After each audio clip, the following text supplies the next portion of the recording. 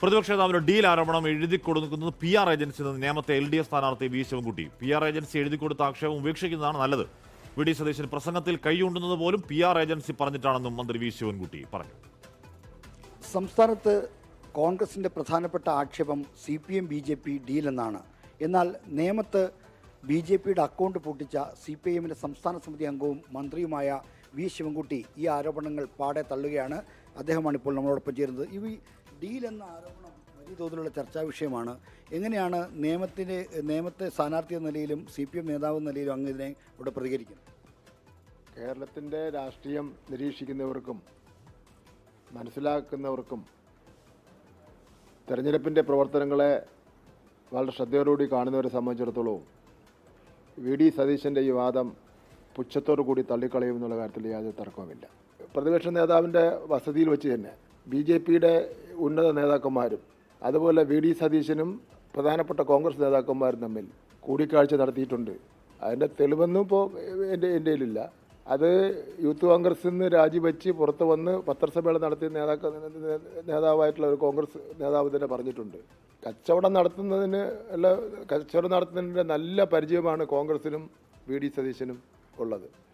അതിൻ്റെ ബഹുമാനപ്പെട്ട മുഖ്യമന്ത്രിക്കെതിരായി വികസനം നടന്നില്ലെന്നോ അഴിമതി ആരോപണം ഉന്നയിക്കാനോ അതുപോലെ ഈ ഗവൺമെൻറ്റിനെതിരായിട്ട് മറ്റൊരു ആക്ഷേപം ഉന്നയിക്കാൻ പിന്നെ പറ്റുന്നില്ല.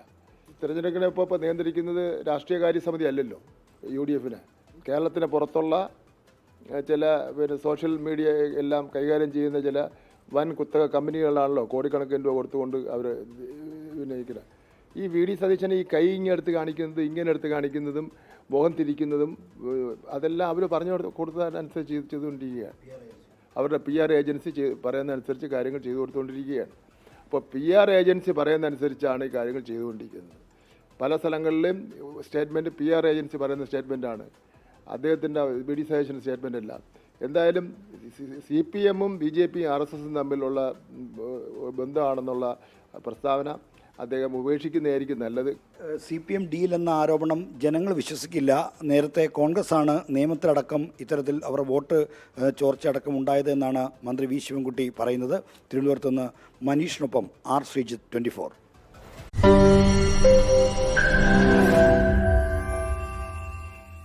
ലോകത്തെവിടെയായാലും ഏത് സമയത്തും 24 വാർത്തകളും ഓഗ്മെന്റഡ് റിയാലിറ്റി പാക്കേജുകളും എക്സ്പ്ലെയിനറുകളും വിശദമായി കാണാൻ ഞങ്ങളുടെ YouTube ചാനൽ നിങ്ങൾക്ക് സബ്സ്ക്രൈബ് ചെയ്യാം.